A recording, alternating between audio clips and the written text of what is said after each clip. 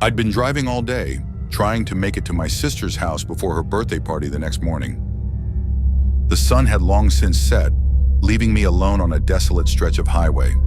The glow of my headlights barely pierced the heavy darkness, and the only sounds were the low hum of the engine and the rhythmic chirping of crickets outside.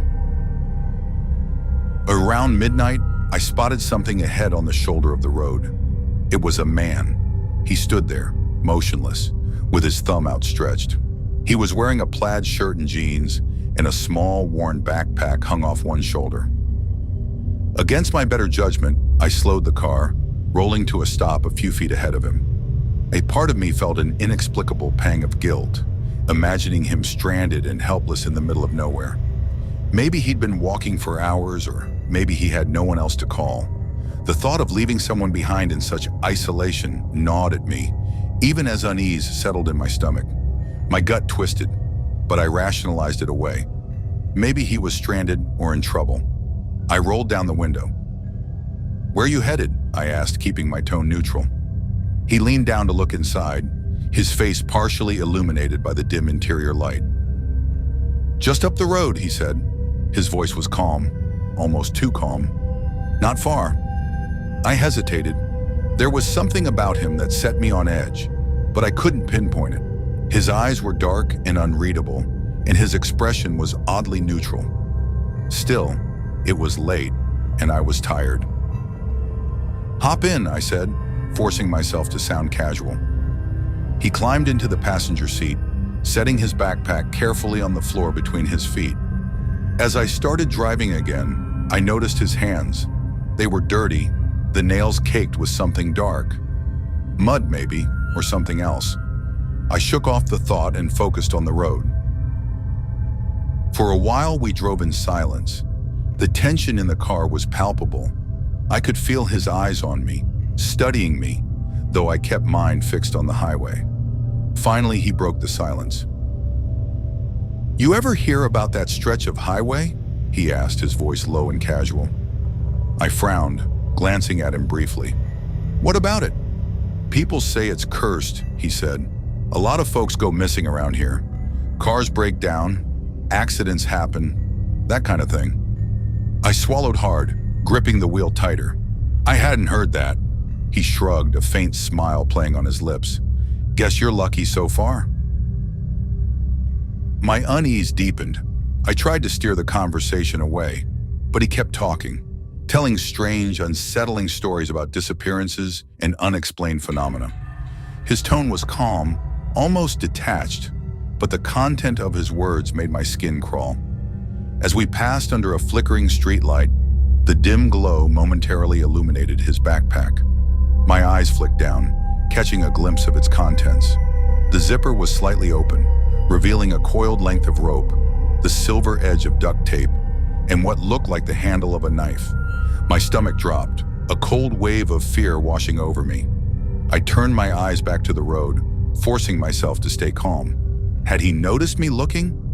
I couldn't tell, but the silence between us grew heavier. As we passed a sign for a rest stop a few miles ahead, I made up my mind. "I need to stop for a break," I said, trying to keep my voice steady. "Won't take long." He nodded, his expression unreadable. I pulled into the rest stop, parking near the vending machines where the lights were brightest. "Wait here," I said, grabbing my phone and stepping out of the car. Once inside the small restroom building, I called my sister. My voice trembled as I explained the situation. "Stay put," she said. "I'll call the police and send them your way." I waited, heart pounding, until I saw the flashing lights of a patrol car pull into the lot. By the time the officers approached my car, the hitchhiker was gone. He'd vanished into the surrounding woods, leaving his backpack behind on the passenger seat. The officers searched the bag and found a collection of disturbing items: a length of rope, a roll of duct tape, and a hunting knife. My blood ran cold as I realized how close I'd come to something I didn't want to imagine. One of the officers walked me back to the patrol car. "You did the right thing," he said. "This could have ended very differently. Always trust your instincts." I nodded, my hands still trembling. The rest of the drive to my sister's house was a blur. Even now, I still get chills thinking about that night, about what could have happened if I hadn't stopped at the rest area, or if I hadn't noticed the items in his bag.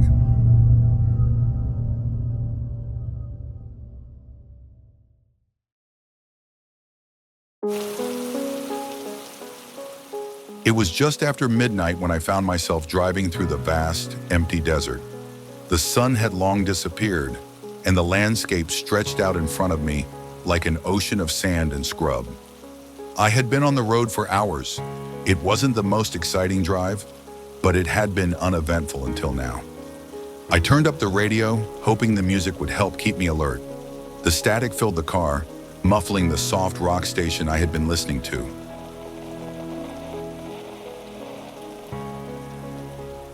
I adjusted the knob, trying to find a clearer signal, but it was no use. The radio was just dead air, then a burst of static. I grumbled under my breath, irritated by the lack of anything decent to listen to. Then the road ahead started to bend. I had been following a long, straight stretch for so long that the sudden curve felt out of place. I slowed down, trying to regain my bearings. The headlights cast long, eerie shadows across the sand. A few hundred feet ahead, I saw something. A figure in the road. It was a truck, stopped in the middle of the road, facing the wrong way. Its headlights were dim, almost as if it had been abandoned for some time. But as I got closer, I could see that the truck wasn't empty. There was someone inside. A man hunched over, his head buried in his arms. My stomach twisted. I slowed to a crawl, considering whether I should stop.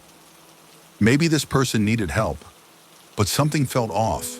A voice in my head told me to keep driving, to just keep going. I drove past the truck, keeping my eyes on the road. My heart pounded as the truck grew smaller in my rearview mirror, and I forced myself to look away. I didn't want to stop. I didn't want to know what was behind me. The road ahead seemed to stretch endlessly, offering no sense of safety.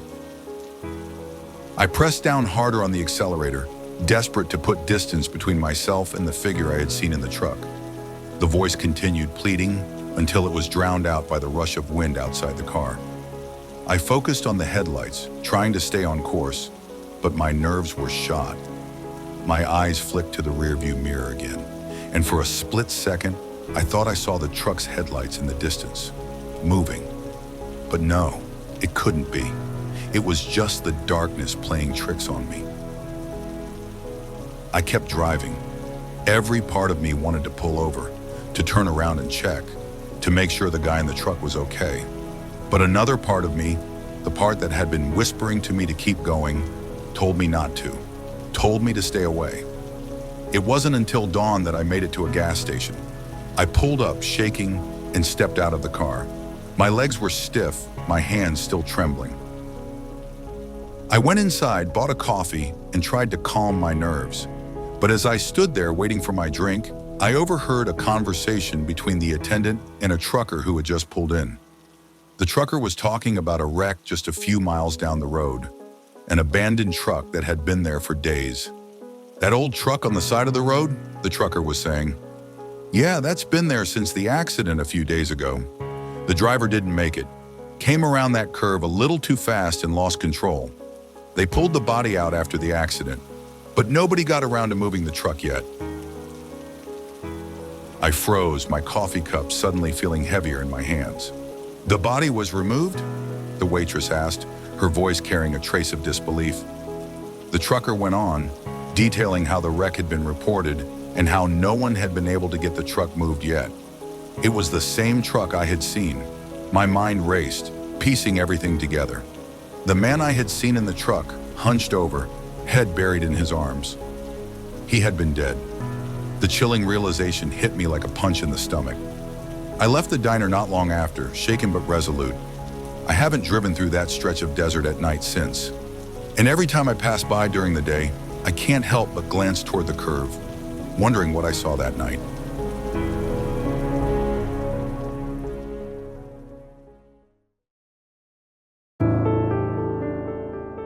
I wasn't planning on stopping, but when I saw the flickering neon sign of the diner in the distance, I couldn't ignore it. It had been a long drive. The road was desolate, my gas light had been on for miles, and my stomach was growling, so I figured I could grab a coffee, stretch my legs, and get back on the road. The diner was old, worn down, a relic from another time, with its cracked windows and buzzing sign. Open 24 hours, it read in faded blue neon. I parked under a flickering street lamp. It felt odd being so far out, alone in the dark like this, but I figured it'd be fine. I walked in through the front door, the bell above it giving a light jingle as I entered. The interior was just as outdated as the exterior, with red vinyl booths, a worn counter, and a few dim lights hanging above. The place was practically empty, save for a couple of truckers hunched over their meals, their faces hidden in shadow. A woman behind the counter glanced up when I entered. She was mid-50s with wiry gray hair pulled back into a bun, her apron stained from years of use. "Can I help you?" she asked in a soft voice, too quiet for a diner. "Yeah, just a coffee." "Black," I said, trying to sound casual. My eyes swept the room, feeling a weird sense of discomfort. She nodded without a word and turned to pour the coffee. I took a seat at the counter. The truckers at the other end of the diner were whispering among themselves, their words inaudible. Their gazes flicked up occasionally, but they never looked directly at me. It was as if they were trying not to make eye contact. I shifted uncomfortably on my stool, glancing at the door. The bell chimed again, and a man walked in. He had a rugged look, wearing a flannel shirt and jeans, his hair messy from the wind. He was carrying a small duffel bag. For a moment, I thought he might be a fellow traveler, someone looking for a place to rest. But when he walked past me, his eyes barely met mine.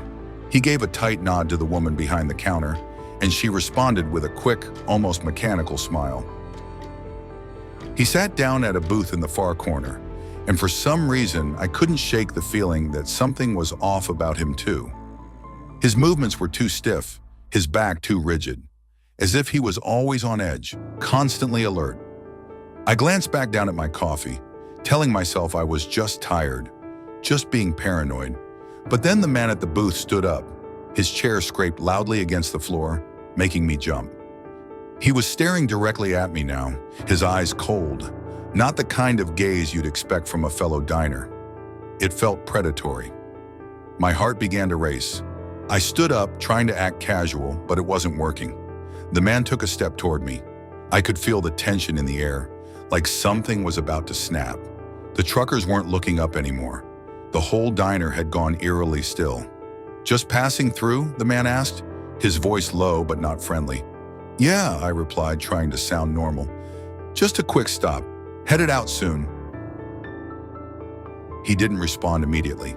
He just kept staring, like he was waiting for something. Then, without warning, he grabbed the edge of the counter with both hands, his knuckles white. His eyes widened, like he had just made up his mind about something. I started to back away slowly, heart hammering in my chest. The woman behind the counter was still watching, but she hadn't moved. I couldn't remember if she had ever moved. She seemed frozen. The man stepped closer, and I could smell alcohol on his breath, sharp and rancid. "You think it's safe here?" he sneered. "You think it's safe to be alone in a place like this?" I was only a few steps from the door now, but I had no way of knowing what was behind it. My mind raced. Should I bolt? Should I try to fight back? I was bigger than him, but he was clearly unhinged. I turned and made a break for the door, but as my hand touched the handle, the woman behind the counter spoke again, her voice like ice. "He doesn't like it when people leave." I whipped around just in time to see the man charge toward me. My breath caught in my throat, and I barely managed to duck as he lunged, his hands grabbing for my collar. I stumbled back, tripping over the edge of the booth, but I was already pushing myself off the ground and running. I didn't look back. I just ran.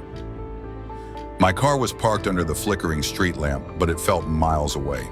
The man was behind me, his footsteps pounding closer, but when I finally reached the car, I slammed the door shut, locked it, and gunned the engine.